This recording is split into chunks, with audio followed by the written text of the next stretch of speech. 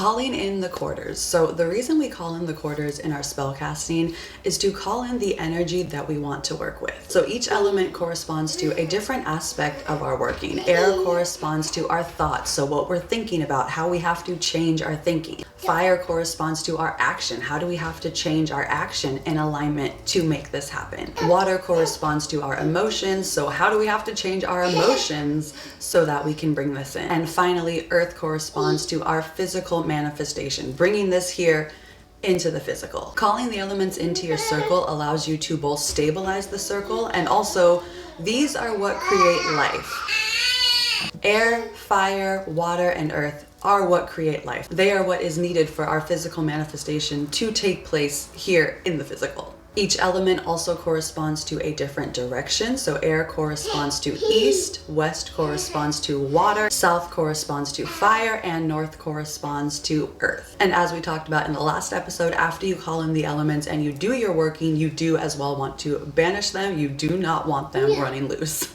And to banish them, you can do the Lesser Banishing Ritual of the Pentagram, which we can talk more about, or you can find it on YouTube. Okay, I hope this helps, and if it does, follow along for more. And I do music as well, which you can find through the link in my bio.